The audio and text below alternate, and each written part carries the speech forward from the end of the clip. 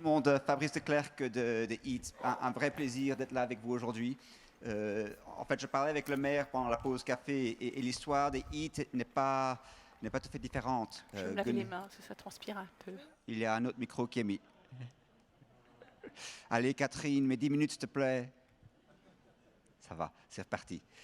Donc Gunhild Stordalen est l'épouse de Peter Stordalen qui a les hôtels Nordic Choice. Et elle s'est dit un jour, écoute, qu'est-ce que nous à faire au niveau de l'hôtel pour servir des plats plus sains et plus durables à notre clientèle.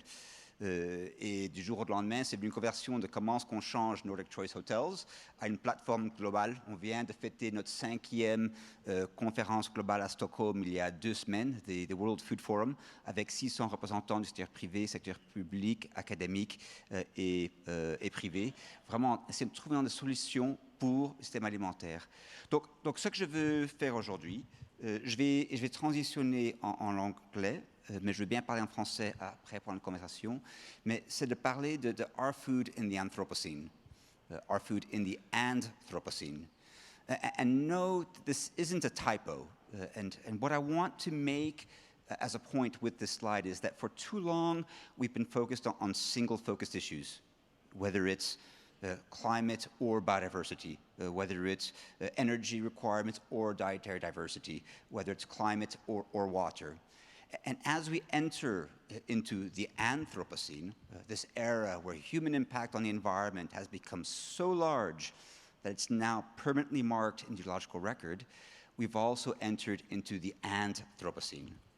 And what I want to use to describe that is the work that Johan Rockström, our founder at Eat with Gunhild Stordalen, Will Stefan and others have highlighted, is this notion of planetary boundaries and a safe space for humanity as we look towards the future. And what I want to emphasize with this is that we talk a lot about climate, and climate is without doubt an urgent issue. We've heard others speak to us about the critical need to ensure that we have food security. Again, a non-transgressible goal. But what we also need to flag is that we have 9 other boundaries that are equally non-transgressible. Fresh water, nitrogen, phosphorus, ozone in the atmosphere, climate change, the loss of biodiversity, land system change, freshwater use are all equally non-transgressible. And so we've entered this age where we need to focus on the and. Food and water and biodiversity and land and nitrogen and phosphorus. This is the safe operating space for food. And I think all of us recognize that agriculture is a primary driver of these boundaries. Agriculture is 20-30% of climate change.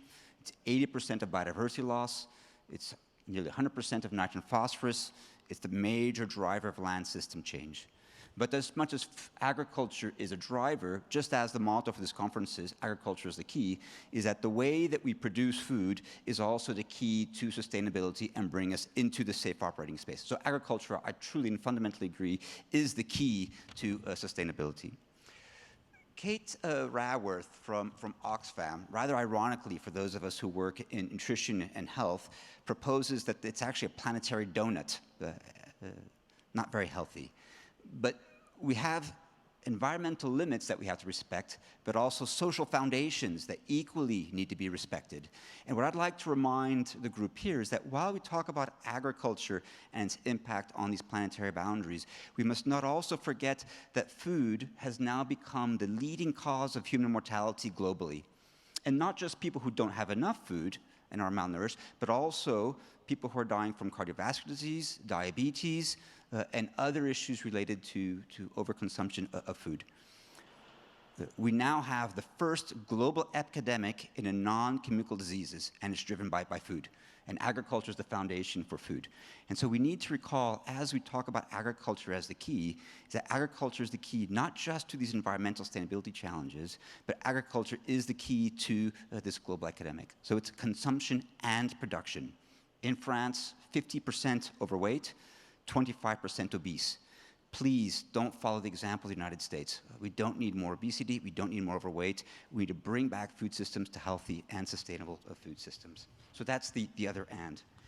The other thing that I think is quite inspiring is that just 2 days ago, the World Food Prize, which is considered the Nobel Prize of Agriculture, recognized the work of Lawrence Haddad and David Nabarro, 2 public health officials, by giving them the World Food Prize. And I think this represents a significant transition where a group that has traditionally focused on agriculture now recognizes the need to bring agriculture into the public health space. So, as we go to this, it's definitely not going to be easy, and there's going to be a lot of challenging questions.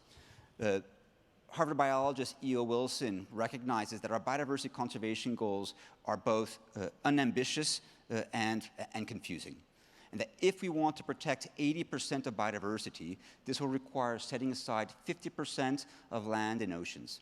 That still means we lose 20%. So in order to do this, and it's not a question of whether that 50% is Brazil versus Congo or Congo versus Indonesia, it's and. We can trade carbon, but you can't trade biodiversity. You can't trade orangutans for gorillas. You can't trade llamas for reindeers. And so as Ratan Lal reminded us today, the challenge for food is how do you feed 10 billion people in 2050 with zero land expansion? Half Earth or 50% intact ecosystems is the status quo today. And so again, the fundamental challenge is, can we imagine a food production system that provides healthy diets within these environmental boundaries? And that's one of the major projects that EAT has undertaken with the EAT Lancet Commission.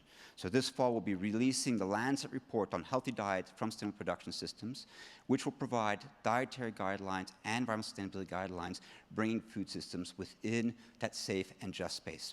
And the good news is, as Ratan also pointed out, is that we can provide 10 billion people healthy and sustainable diets. There's going to be many difficult questions and trade-offs, but it's only by recognizing and embracing these trade-offs that we're going to make any progress. And we must also recognize the danger of silver bullets and silver bullet thinking. There will be no silver bullets, nor is there a monopoly on solutions, but rather that there's really an infinite number of solutions, many of which are being showcased here today, discussed, developed, or I hope even imagined during our workshops over the next day and a half. Progress isn't going to require just new ways of thinking, but new ways of working, new ways of collaborating. And I remember a lecture, not an academic lecture, but more a parental lecture by one of my mentors, Jeff Sachs, economist at Columbia, who berated the scientific community and said, is your way of working, doing research in your lab, publishing papers, and hoping that maybe by chance this research will be taken up by policy or by the private sector, leads to the ambitious targets set by the SDGs in Paris? Or is it really fit for purpose? And really encouraging us to rethink how we work together and emphasizing a need where a new model where there's greater integration, iteration, and engagement with policy, civil society, business in order to accelerate progress towards the SDGs. It's 5 years old, and as we look back over the progress of the past couple of years, what we now recognize is actually there's been tremendous progress on this. Just last month in Vienna, 20 countries met together and embarked on an ambitious project to set the first national and global pathways to healthy and sustainable food and land use systems. The goal here, and this is part of the Food, Agriculture, Biodiversity, Land, and Energy Network, part of the Food and Land Use Coalition, is to see what is the plan? What is the national plan that allows us to achieve these targets? And does the sum of national plans actually lead to global ambitions? So what this team will be doing starting this summer is embarking on a Senathon where they'll be simultaneously working on national pathways, loading them up into a global model, and evaluating whether the sum of the collective actions of these countries leads to global ambitions. Now this project, without doubt, is going to lead to some very, very challenging questions. Are forests more valuable for biodiversity, for carbon, or for food, for example? But if we don't have a pathway, if we don't have a plan, if we don't have targets, then we can't even begin to ask these questions. So this is really a critical first step in understanding that process. Similarly, with the private sector, we've brought 40 companies together in a joint collaboration between the World Business Council and EAT, not focusing on dietary guidelines or environmental guidelines, but really focusing on those solutions which allow us to bring food systems within healthy and sustainable diets. I'm glad that Danone, who's a member of this program, is also with us here today. I'll accelerate, but I'm hoping you give me my 1 minute. Catherine. So we know that if we're going to have healthy and sustainable diets, we need to increase consumption of fruits, nuts, and vegetables. And that if we're going to do this while reducing food waste and loss, significant innovation in food processing, packaging, packaging types, and packaging sizes are going to be needed. while recognizing the growing limits of landfills in our oceans and plastics in our oceans. Just last week, Food Tank with Danielle recognized the critical contribution of frozen foods to health and sustainability. Again, a very simple business solution that contributes to that.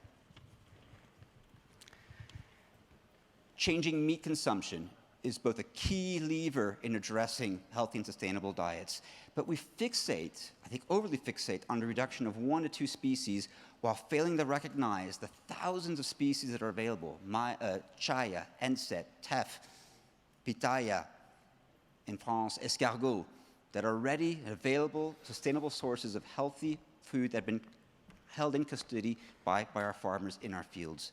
We need to recognize that these foods can contribute to healthy diets, sustainable food systems, and as Greg Drescher from Constitute of America remind me, delicious foods as well. Biodiversity International has developed an agricultural biodiversity index to help farmers, producers, and politicians understand how to better use this diversity in diets. The only thing that's lacking is our toolbox is full. The only thing that's lacking is like imagination and I think significant progress in how we re-bring these foods back into our diets. So yes, it's complicated, and I have 30 seconds. Food systems are complicated, but complexity is no longer an acceptable excuse. Most of us at one point in our lives have navigated a map such as this one to get from point A to B. We can do it, we know how to do it, and we need the same with food. Develop the math, understand the goal, develop the 2 degrees for food that maybe will be the 2 degrees or the Châlons-en-Champagne agreement rather than the Paris Agreement, and roll up our sleeves and make progress on this. Food can fix it, food must fix it, food will fix it. It's a question of all together now, focusing on people and planet and food, policy and academia and private sector. Thanks.